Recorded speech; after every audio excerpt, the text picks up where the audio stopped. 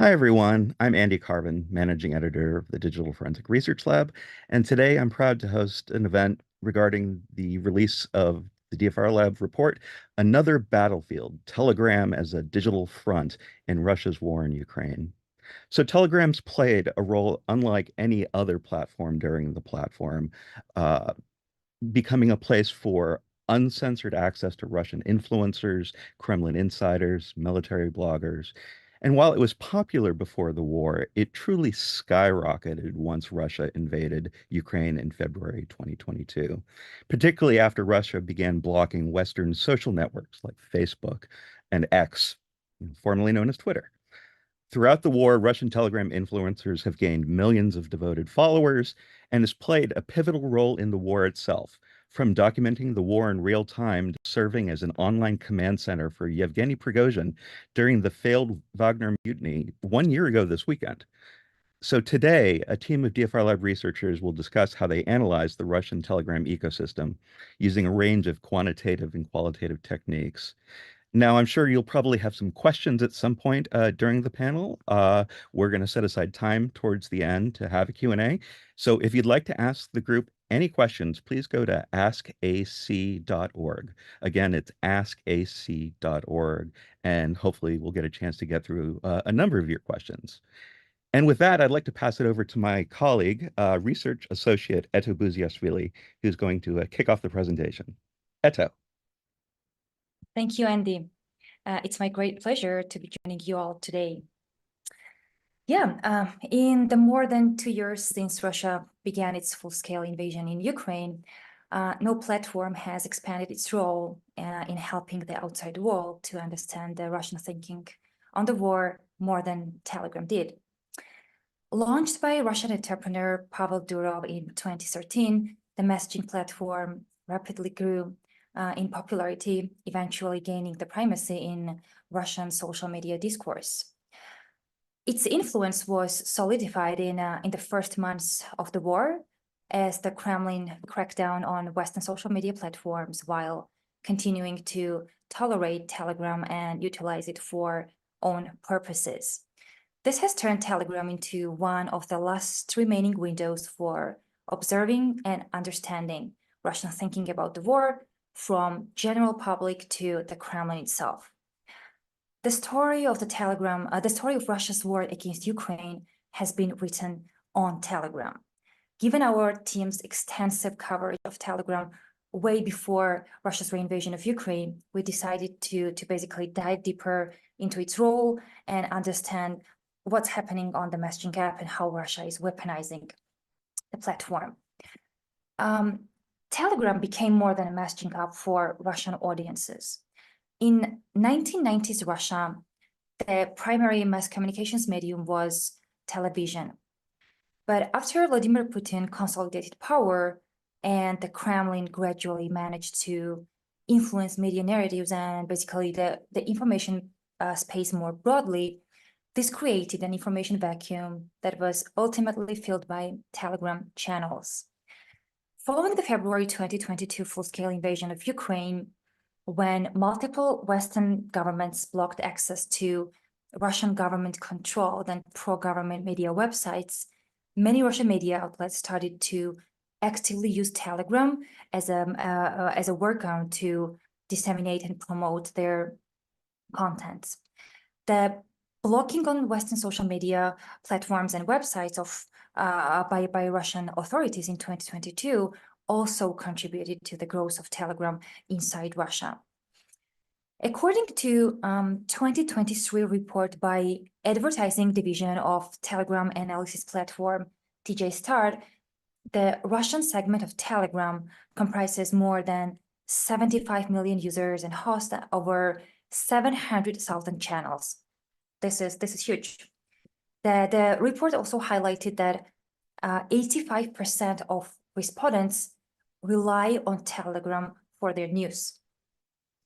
Given the popularity of the app inside Russia, the pro-Kremlin actors have also expanded their presence on Telegram, contributing to the growth of platform's pro-Kremlin disinformation ecosystem.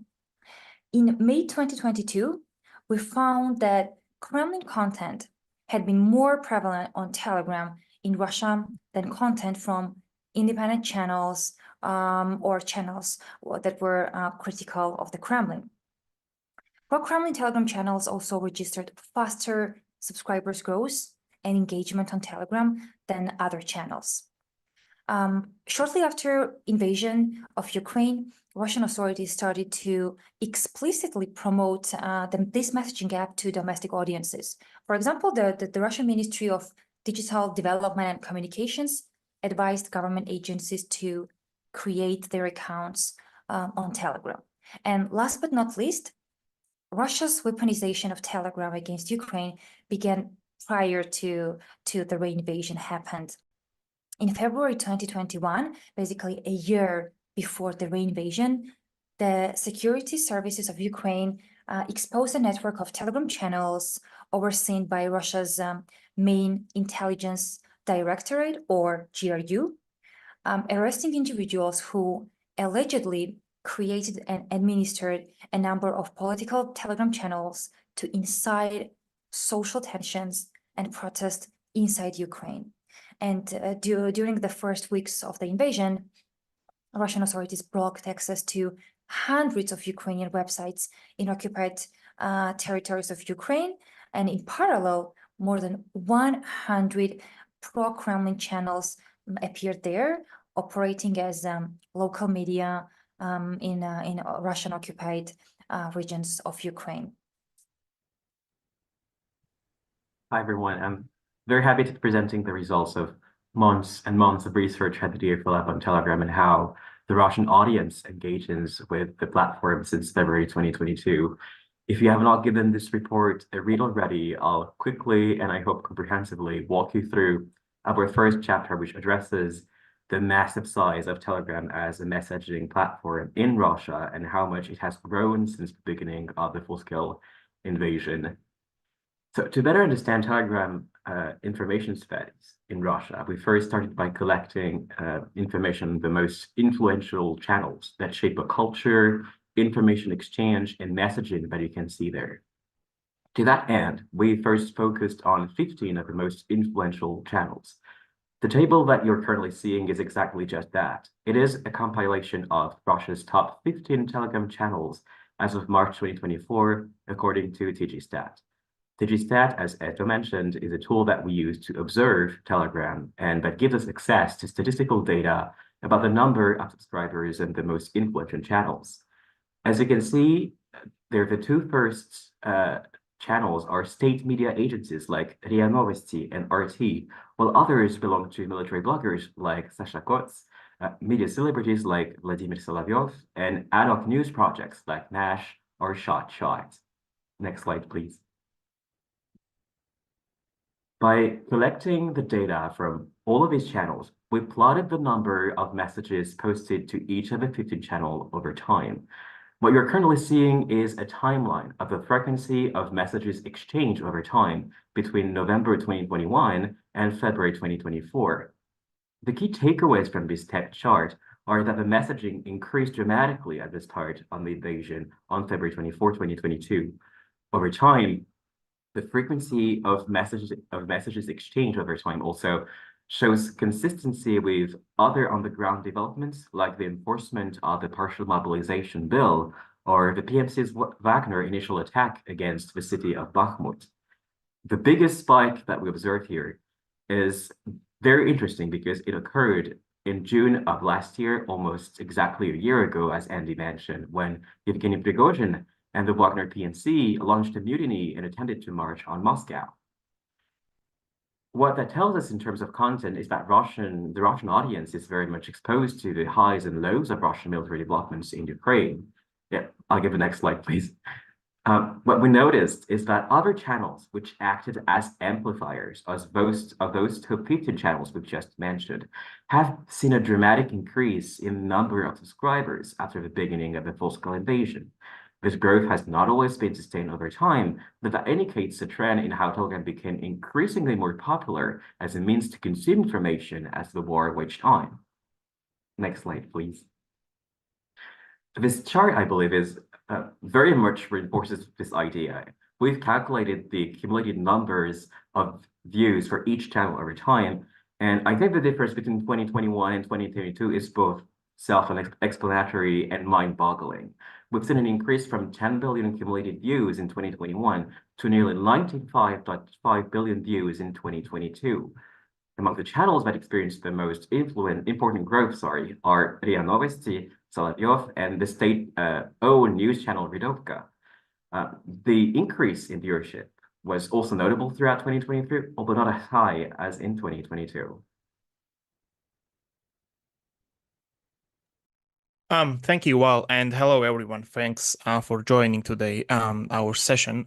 So Telegram has solidified its role in Russia as a daily news source, and in view of this, we also decided to dedicate one chapter to the analysis of Telegram's growing role in Russian media ecosystem. Different opinion polls conducted in Russia indicate that Russians trust news from media outlets more than they trust news that they read in Telegram. But when Telegram content is, let's say, picked by the media outlets, it gives this content more credibility.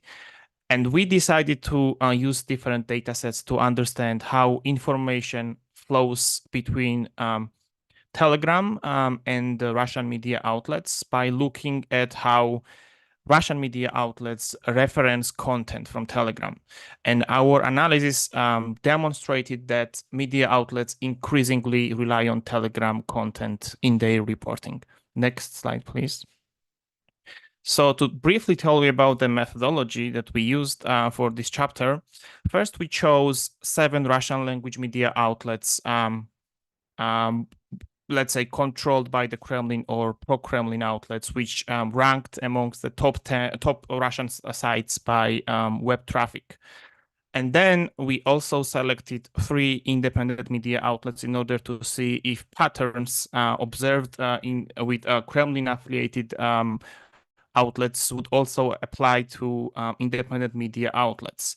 After this, we selected 3 observation windows, and we also selected time frame before the invasion of Ukraine because we wanted to actually see the impact of Russia's invasion in Ukraine on the growing role of Telegram in the ecosystem. As we selected 10 media outlets, we then used a media monitoring tool, Event Registry, in order to collect more than 600,000 articles from them, published in summer 2021, 2022, and then 2023. And then we extracted hyperlinks from these articles and then counted Telegram URLs from these hyperlinks. We also examined the extent to which Russian media outlets still reference content from Western mainstream media platforms. And then the goal here was to compare these, let's say, reference trends with the reference trends from of content from Telegram.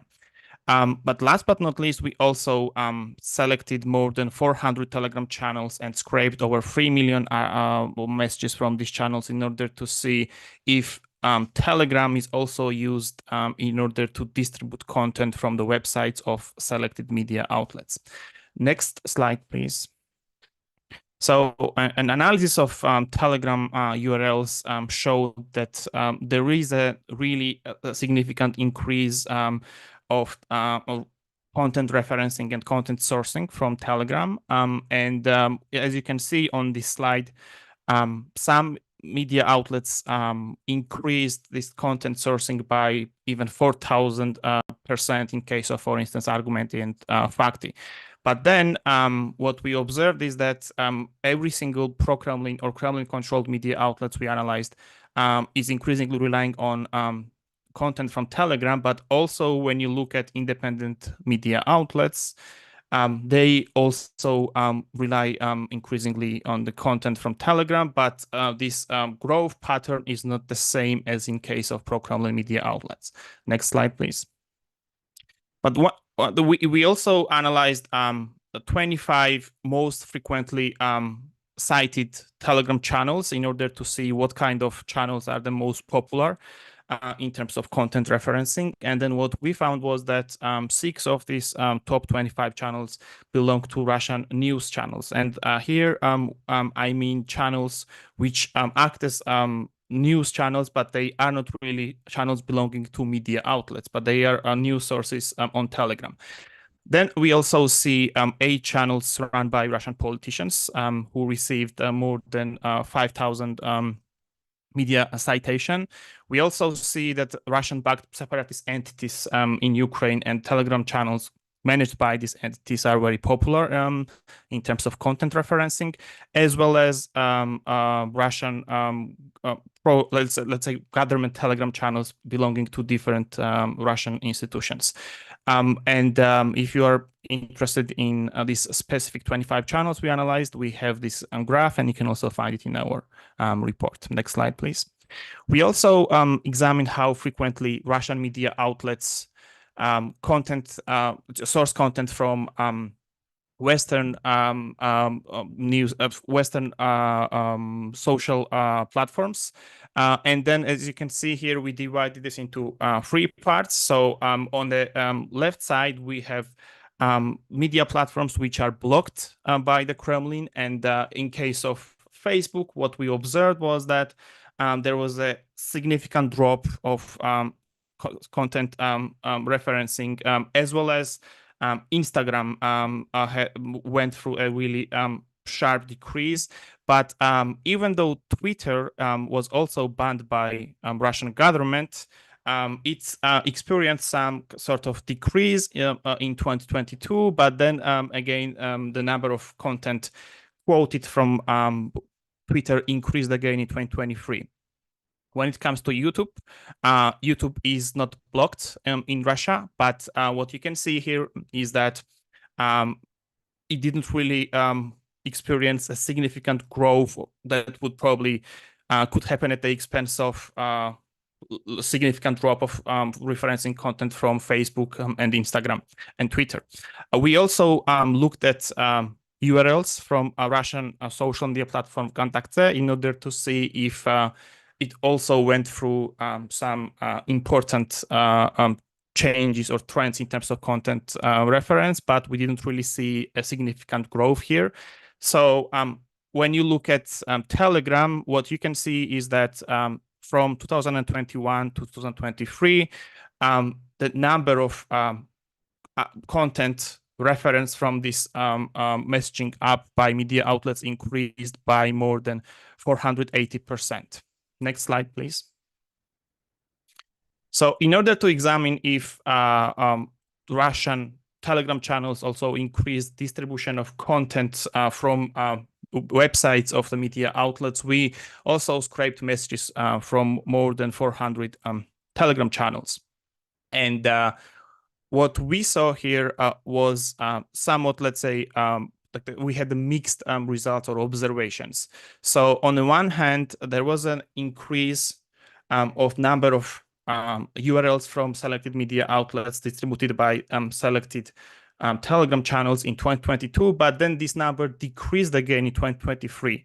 So conclusion is that there is no clear evidence to support the argument that the broader Telegram ecosystem is used by media outlets to distribute their content. And here I mean content from the website specifically. It doesn't refer to, let's say, forwards of media or news content from the Telegram channels owned by media outlets. Next slide, please. So we also dedicated a separate chapter to selected communities, pro-war Russian communities, in order to see how they use Telegram, how they operate on this platform. And we selected 3 specific communities: military bloggers, mercenary groups, and hacker groups.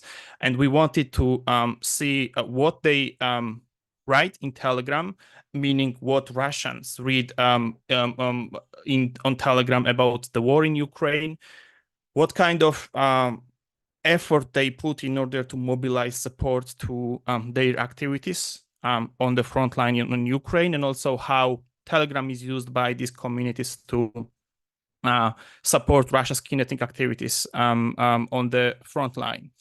So we scraped more than 700,000 messages from these selected communities, and then we conducted specific, let's say, in-depth research about these communities, which you can see on the next slide. So first, we used TGStat to identify channels for each community. We initially identified key channels for each community, and then we used TGStat in order to see other related communities, related channels belonging to the specific communities. As we identified the list of communities, we used Telegram Tracker to scrape messages from selected channels. And for data processing and analysis, we used OpenSearch Dashboard, which is a user interface that enables you to visualize, analyze, and explore data. We will be discussing this later on in more details. And we also did topic modeling using per topic statistical modeling technique in order to see trending topics and how these trending topics were changed over time. And then lastly, we also did backbone graphs in order to, let's say, visualize the essential connections between channels inside each community. Next slide, please. So to start with the hacker groups, pro-Kremlin hackers, they became more active after Russia's invasion of Ukraine, and they are providing more context about the attacks they conduct against different targets. We identified 4 spikes in their posting activity in Telegram, and then we compared these spikes with different public reporting about cyber attacks against different NATO member countries. So in June 2022, as you can see, there was a spike, and then this spike coincided with the attack on Lithuanian government. Back then, Russian hacktivist group no name 057 targeted multiple Lithuanian strategic assets. And this was followed, basically the context here was that Lithuania, the government blocked the transit of goods and supplies to Russian enclave Kaliningrad, and then it was the response of Russian hacktivist groups when they attacked Lithuanian ports, airports, logistical companies, and so on and so forth. In October 2022, we also saw multiple DDoS attacks against Ukrainian infrastructure, and we identified at least 10 targets of pro-Russian hacktivist groups in Ukraine. In November 2022, there was a missile explosion on Polish territory, and back then, pro-Kremlin assets claimed in Telegram that Poland was trying to activate Article 5, and in response to this, Kill Milk group and other hacktivist assets decided to, let's say, crowdsource attacks against Poland, and this resulted in this spike on posting messages. And then lastly, in September 2023, we also see a significant increase of posting activity, and then it coincided with attacks against Baltic countries and Poland, when more than 15 groups basically targeted these countries together. But what's important here is that every time when they were undertaking these attacks, they also provided the broader context in which these attacks were conducted in Telegram. And this is what makes Telegram a useful place to see and understand these attacks from Russian hacktivist groups. Next slide, please. We also analyzed targeted infrastructure by selecting specific keywords and then searching these keywords in the dataset we scraped from hacker Telegram channels. And what we observed here is that they primarily talk about civilian targets and military in Telegram. And then when you see other different reports from different cybersecurity companies about the most frequent and vulnerable targets of Russian assets, you can see many parallels with what they discuss in Telegram. So in many cases, they advertise the websites and specific targets in Telegram so that other groups also join these attacks. And then this results in basically producing information about potential targets and then what you see here is basically the most frequently targeted sectors. And I think this is very useful for also the states or people who are working on cybersecurity to see how they coordinate and also what they target by looking at Telegram messages. Next slide, please. We also analyzed mentions of different countries by Telegram channels belonging to these hacker groups. And then what we saw is that they mentioned the United States most frequently, followed by Ukraine. And then the third most frequently mentioned country was Poland. And again, if you look at different reports about most frequent targets, you can quite easily see similarities in what they discuss in Telegram and what they actually target in terms of, let's say, or where the targets of their attacks are located. This is again very similar to what is actually happening. So can be very easy to have some really actionable insight about their activities if you use Telegram to collect information. We also did topic modeling for each communities, and we analyzed again more than 700,000 messages, and in order to see the most frequently discussed topics. And what what you see on the slide is the topic modeling results for military bloggers. And what this showed us is that they talk about Ukraine and Russia war at the first place and most frequently. But then given the fact that we collected messages with the timestamps, it also allowed us to see how this specific topic evolved over time. But then apart from this, they also discuss other regions and conflicts in other regions. For instance, there was an escalation of conflict between Armenia and Azerbaijan in 2022, and these military bloggers focused on covering situation in this region as well. Apart from this, they also, for instance, talk about Sahel region countries, and more specifically, the presence of Wagner groups in the region. They also talk about let's say some of the non-military or non-conflict related topics, and then you can quite easily see these topics in the list at the top of this chart. Next slide, please. We also analyzed the channels which are affiliated with the Russian private military companies, and we wanted to see what are the key, let's say, purposes of their use of Telegram channels. And then we found that they use Telegram for fundraising, for recruiting, and also for information sharing. So when we are talking about fundraising, they try to collect money through Telegram, and they advertise information about different ways or digital methods for transferring money. And they, apart from, let's say, asking money, they are also explaining how they are going to spend this money, what they are going to buy with this, and also basically providing information like what is needed for different groups, and then how different Telegram users can help them financially. Recruitment of fighters is another, let's say, way for them to, or another purpose for them to use Telegram. So they try to put some patriotic or emotional messages in Telegram in order to convince people that it's good to join their ranks. And again, Telegram is one of the places where they actively post this kind of recruitment advertisements. And then Russian PMC groups also use Telegram for information sharing. So they post different type of information, including what their soldiers are doing on the front line, what are the key updates there.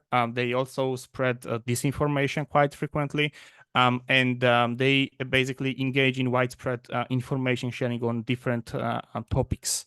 And yeah, so these are the three main purposes of use of Telegrams used by them. And then we can see more about methodology that we used for the report.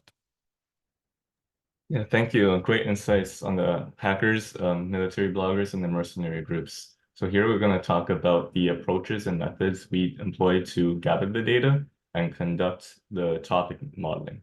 So first we break it down by 3 steps.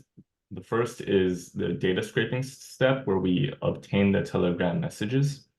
So once we identified interesting channels from TGStat, we used an open source tool based on Python by our colleague in the DFR lab, Esteban Ponce de Leon, and he wrote this program that's called the Telegram API. And you can use this publicly, and it's on GitHub as well, using the link provided here. So we use this code to get the Telegram messages, and then we also want to point out that if you're the listeners who are part of academia, NGO, media, or civil society, I would actually highly encourage you to sign up for our Digital Sherlock's program, where we give online trainings on programming languages and command line tools such as this Python API to help with media investigations. And this training program is absolutely free, and you can find the sign up link right now on the DFR Lab social media sites until July 5th. But once we use this, the Telegram API, we then moved it to data storage, where we kind of explore the data and share it with our team, as well as then we use it for topic modeling, so using BERT topic. Next slide, please. So once we have the data set ready from the Telegram API, we uploaded it to OpenSearch, and this allows researchers on our team to reference the same set of data while using helpful tools and filters for keywords in the Telegram networks for analyzing the groups such as the hackers, military bloggers, and mercenary groups. So in the screenshot on the left, we have a sample query on OpenSearch from the data that we've collected. And here we filter based on the military blogger network about a year into an invasion, seen in the top right. And since the Telegram API returns many fields of data, we just selected a few to display in this screenshot here, such as the channel name, message URL, and views. There are also views fields that show where Telegram messages got reposted from and where it got shared from. So data like that allows us to identify content sharing networks within the hacker, military bloggers, or mercenary Telegram communities. But here we can see that we filtered on messages on the top left with 1 million views, and based on only on a channel called Prigozhin Hat Telegram channel, we stored it based on the views, and then we here show the URL of that particular most viewed message with over 2 million on the right. And so this is how we kind of able to like apply different filters on different channels and metrics and so on, just to get a sense of the data and the communities that we're dealing with in the report, and identify highlighting the ones worth talking about in the report, while exploring general kind of generalities for the data set in the Telegram community. Next slide, please. So here is the how we conducted topic modeling for BERT topic, and this is a flow chart of how it works. So we essentially start with our sample of messages for a given cluster, and which is sort of either the mercenary group, hackers, or so on. And here we have just a really sample message here. This is just for illustrative purposes, but here we said the US sponsored a biolab in Ukraine, but this would be in Russian in our case, right? And so we then want to turn this Russian message into a numerical format from a written word to numbers, so we can perform mathematical operations on it. And the tool that it uses, a BERT topic sort of infrastructure uses, is something called sentence transformers. And it turns this, the US sponsored a biolab in Ukraine, Russian written, into a long vector of numbers. Here you can see it's 0.93 and so on. And we tested several sentence transformers that supports Russian from the site Hugging Face, and we found that one Disluze-based multilingual case V2, this one worked the best for our case. It has over 500 dimensions, in fact, and so it's just such a long vector of messages for each message, which we have like hundreds of thousands. It's very hard to group computation and group. So the next part would be to reduce the dimensionalities of this.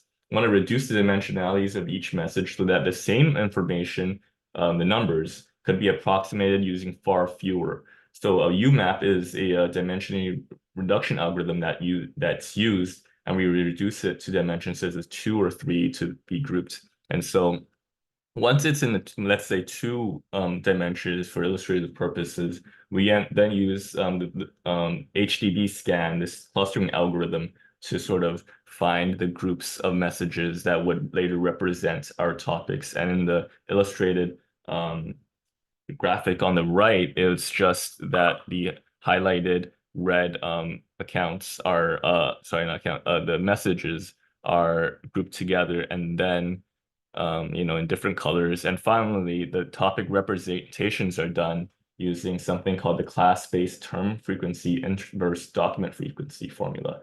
So it just quantifies the importance of the words in a particular cluster. So the important words in a red cluster, green cluster in the sample, so on, and then find the words that best suit it. And so in this illustrative case, the first topic would be the US Biolab, found those 2 words to be very important in the green one, and the orange one would be something like Russian gas. And so the BERT topic model would just run through all of these messages and give a label to all of them, such that they're assigned to the first group or the second group and so on, or even the outliers. And then that is how we did the topic modeling for the previous cases, as you can see. Now we'll pass it on to Edo to talk about the anonymous channels. Thank you. Sure. There is another kind of a community on Telegram, not in the classical sense that Gibi was talking about earlier. The community that became kind of a headache for the Kremlin, and I'm talking about the anonymous channels here. Approximately half of the top 100 Russian Telegram channels are anonymous. A key factor likely contributing to the popularity of anonymous channels in the Kremlin's ongoing assault on free speech and independent media. This has also allowed some channels to basically embrace their anonymity as a branding tactic, presenting themselves as a source of insider information, adding to their appeal for the readers. As Telegram's popularity and trust in Russia have grown since Russia's reinvasion of Ukraine in 2022, reports of surveillance and attempts by Russian law enforcement agencies to censor channel administrators have also increased. Starting from summer 2022, Russia began Russia launched criminal cases against administrators of anonymous Telegram channels en masse, accusing them of extortion by profiting off negative blogs, in which channel agrees to not mention a specific person or a company in a negative light in exchange for money. Negative blogs, so-called negative blogs, are believed to be a common practice among Russian Telegram channels. However, in 2023, Margarita Simonyan, Putin's propagandist-in-chief, admitted to making monthly payments to ensure that nothing unlikable about her or her family members is published on Telegram. Basically, she's been one that is participating in a negative blog. According to the investigation by Russian independent media outlets Meduza and Bell, various Russian agencies, including the intelligence service FSB, employ software to de-anonymize anonymous Telegram users and administrators. One such software, known as Hunter, reportedly examines open source data on social media, forums, government services, and other platforms, cataloging dozens of personal identifiers, including nicknames, email addresses, phone numbers, registered internet domains, etc. So multiple Russian journalists and dissidents have discovered over the last year that their Telegram accounts were compromised or monitored, with their Telegram activity used against them in the criminal cases. In October 2022, against this backdrop of arrests of administrators of Telegram channels, the Russian MP, Member of Parliament, Alexander Hinshtein, who is also a chairman of Russian Committee on Information Policy, Technologies and Communications, he posted on Telegram channel the following words: "Anonymity on Telegram is a myth." One of the notable incidents was the hunt for anonymous administrators of celebrity news channels, Тушите свет, or Turn Out the Lights. Russian law enforcement agencies opened a case against them after they posted about a birthday celebration that was attended by one of the high-level official, despite having extorted the company for negative block. This screenshot basically shows how the Telegram channel went silent after the arrest of the administrators. While the Kremlin and their allies have exploited Telegram for disseminating disinformation and propaganda, it's not only Kremlin-approved channels that are available on for Russian audience on Telegram. The messaging app also contains a robust community of actors exposing Kremlin wrongdoings and criticizing Russia's political and military elite. For example, Russian investigative journalists, Telegram has become a tool for them to disseminate their work. Or, for example, reputable Western media outlets like Washington Post or New York Times, they soon after the invasion, they took to Telegram to try to reach audiences in Russia. Additionally, Telegram channels are the Telegram channels which are generally supportive of Kremlin foreign policy, including pro-war military bloggers that Gibi was mentioning, have used platform to challenge the official Kremlin narrative and criticize Kremlin's handling of the war. These criticisms became more commonplace during the second half of 2022 and included topics such as military incompetence, tactical failures, Putin's Orthodox Christmas ceasefire, etc. But perhaps the most unfavorable development for the Kremlin unfolded on Telegram was Yevgeny Prigozhin's June 2023 Wagner mutiny that was already mentioned by my colleagues. And an extremely active member of the messaging app, Prigozhin engaged in rhetorical warfare against his foes on Telegram, specifically Russian Defense Minister Sergei Shoigu and Armed Forces Chief of Staff General Valery Gerasimov. The Wagner chief accused them of being incompetent and not providing Wagner soldiers enough ammunition to fight in Ukraine. Immediately prior to launching the mutiny on June 23 last year, Prigozhin released a series of Telegram posts accusing Russia's military leadership of deceiving Russians and Putin, effectively bypassing the state-controlled media ecosystem to promote his message. Then he used the Telegram channel, Prigozhin Press Service, to declare war against the Ministry of Defense in a Telegram audio clip.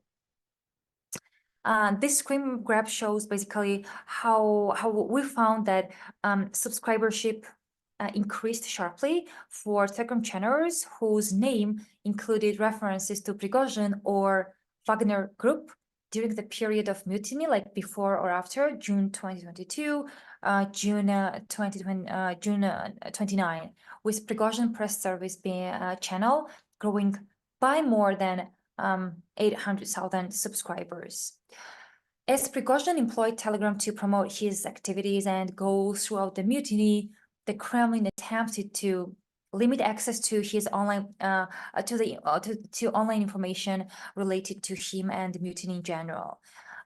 This effort included content blocking on Russian search engine Yandex and social media VK, Vkontakte.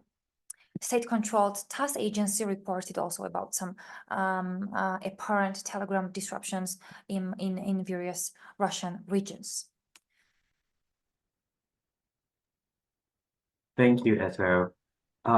We've also decided to study alternative uses of Telegram that are sponsored by the Kremlin to recruit soldiers, mainly because Russia's manpower has been depleting due to the limited success of military operations. So PMCs, battalions, and even the defense ministry itself have turned to Telegram to amplify calls to enroll as contract soldiers. The Russian defense ministry has notably used Telegram to use government-sponsored initiatives like Объясняем.rf, which you will find in the report, to advertise for recruitment of contract soldiers. Portals dedicated to local communities in Russian regions calling for recruitment of soldiers throughout 2022 and 2023 have also been advertised using Telegram. One of the previous articles with Eto just shows that this trend is identified not only on Telegram, but in the broader scope of the digitization of the Russian defense ministry's drafting and recruitment infrastructure via the online portal Gosislugi. Telegram has become a tool that is instrumental to incite the public to donate funds to support battalions with paramilitary purchases such as drones, helmets, and light vests. You can find an additional case study in our report, which looks into the purchase of Chinese-made drones that was enabled by rallies organized on Telegram and hosted by Vladimir Solovyov. The next slide, please. Telegram remains a tool for civil society to organize and help deserters flee the mobilization. And one of such initiatives is the Telegram channel Idite Lesom, which translates to Get Lost, as well as the other channel Vyvazhut. Get Lost is an initiative that helps Russian men flee conscription notices and enable deserters to seek refuge somewhere else instead of fighting in Ukraine. In the case of Get Lost, their number of subscribers more than doubled after April 2023, when the Russian parliament enacted a law on electronic summons to enlarge the pool of men who potentially could be drafted to join the war effort. Another important aspect of Telegram is how it provides us with data that can be leveraged for data analysis. In June of 2022, we compiled reports of Russian fatalities in the war in Ukraine that appeared on the Telegram channel. By compiling all of these messages, we were able to plot the birthplaces of reported Russian soldiers killed in action to a map of Russia. With this data, we were able to get an estimation of Russian fatalities since Russia had started its full-scale invasion.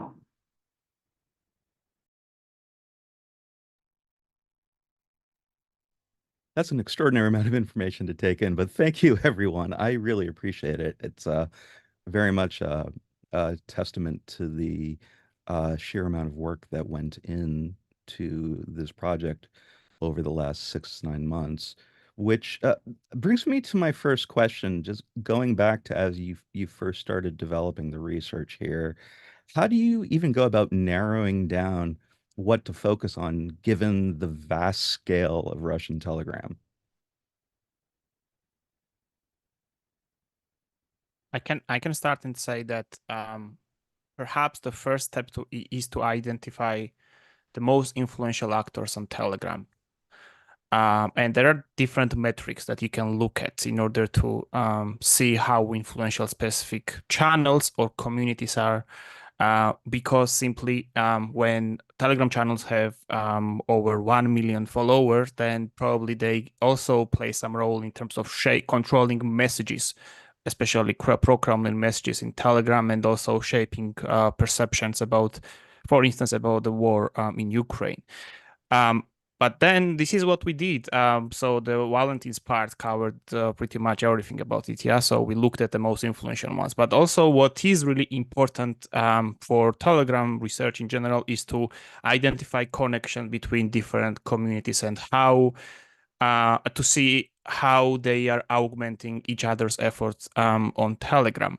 And this still remains to be a challenging part to see all these connections, given the fact that we don't have effective monitoring tools for Telegram. But I would say that this is a challenge that researchers should accept and simply see hidden connections or invisible connections between them. And probably if these two thinkings come together, the researchers really can make a compelling research design and work on Telegram investigations. So what surprised you the most? Was there anything that came out of the data that really stood out and got your attention? I guess in my perspective, I can have this question.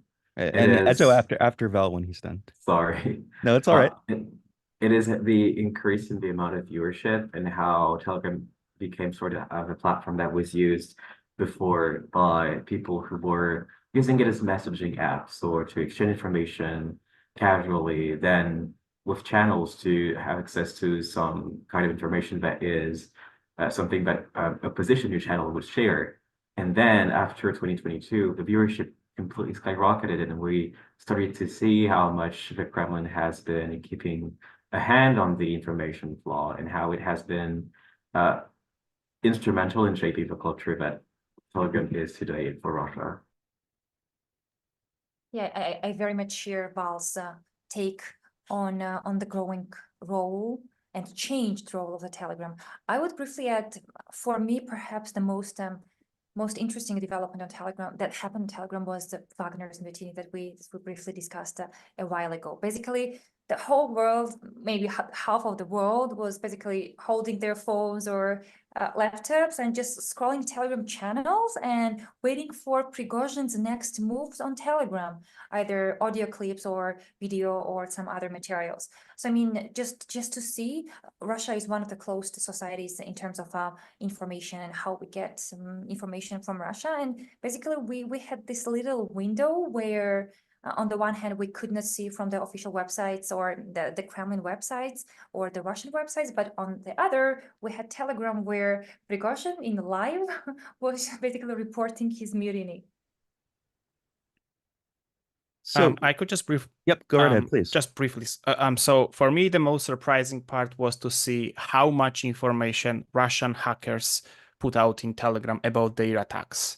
So we analyzed over 20 hacker groups, and it was really unexpected to actually read so much context about their attacks, which makes attribution really easy, which makes an understanding of the content really easy. And of course, they are doing this in open channels because they want to mobilize other groups and not just let's say Kremlin-controlled groups, but also people or groups who want to join their attacks. But secondly, they use Telegram as a propaganda tool, so the place where they can actually put out anti-Western messages, and also just to demonstrate that they are responding to what they call the hostile posture of the West. So we've got about 5 minutes left in today's session, so I wanted to make sure that we can go to some of the other questions submitted through askac.org.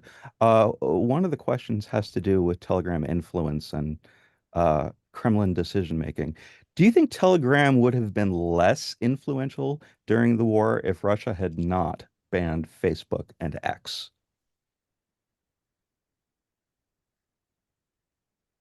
I can take this question just to start. I think it's very difficult to assess because Russia came up with their own alternative of Facebook via VK, and it has been one of the flagship of the Russian IT industry for the last 10 years. And I think it's difficult to speculate on how much the influence of not banning Facebook or X would have had on Russian audience. But if we take the example of YouTube, for instance, YouTube was very much in the works to getting banned immediately after X and Facebook, after the full-scale invasion started. And it is a platform that we've never been successful at banning, mainly because there is an enormous amount of Russians that still use YouTube, and because there is no Russian alternative that can provide this easy of a tool to monetize content online. And that's also one of the reasons why TikTok is so popular out there. So it's very difficult to speculate, but I think that Facebook was probably less of use in Russia. For X, it's difficult to speculate as well, but the ban has been enforced for a longer time, I think. I'll just briefly add, definitely agree with Wal that it's really hard to speculate. I would just mention that it would have become popular, at least inside Russia, because of this information vacuum that was created by the Kremlin regime, because many people know that the websites are, the many websites are controlled, the traditional media is a big part of the propaganda, And given that we observe this emergence of anonymous channels on Telegram who claim to have the insider information, I guess it played a big role in how Telegram became popular inside Russia. I think that Telegram would still be popular in Russia, mostly because Western mainstream media outlets probably would not allow pro-Kremlin actors to do on their platforms what they do on Telegram.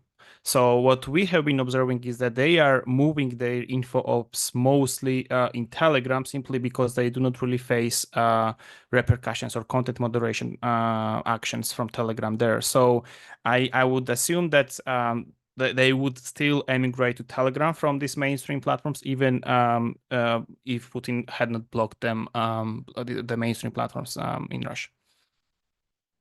So I think we've got time for one more question. And this one from askac.org, I think it's a good way to wrap things up. Are there other Russian communities on Telegram you think warrant further research? Kremlin media personalities, etc. I can speak for the groups that have emerged as the Wagner group has been disbanded. I think there is very much a need for us to look into the communities that are linked to Russia's influence in other countries, especially paramilitary influence. I think there is still room for exploration for further investigation. I'll just briefly add, it's not a narrowed down community, but this kind of authorship channels, which are run by various individuals. Some of them are just Russian influencers, others are media personas, etc. So they are not like specifically this kind of community, but still they are the author channels and are pretty popular. I mean, I would say that we mentioned many and most important communities during the presentation and now during the Q&A session. I would just say that we should expect the emergence of more communities, and that's why we should keep an eye on how they unfold on Telegram. Well, I think we're going to have to wrap up there. Eto, Givi, Val, I truly appreciate the time you spent joining us today. Absolutely fascinating report. I encourage everyone who's listening to give it a read. There's lots of insight on how Russia uses Telegram more broadly. And also, I think, gives some insight into the types of open source research that we as a community need to continue doing as related to the war, but also more broadly as Telegram becomes a more influential platform worldwide. So with that, I want to thank all of you for joining. I truly appreciate it. I'm Andy Carvin of the DFR Lab. Hope all of you have a good rest of your day and a good weekend as well.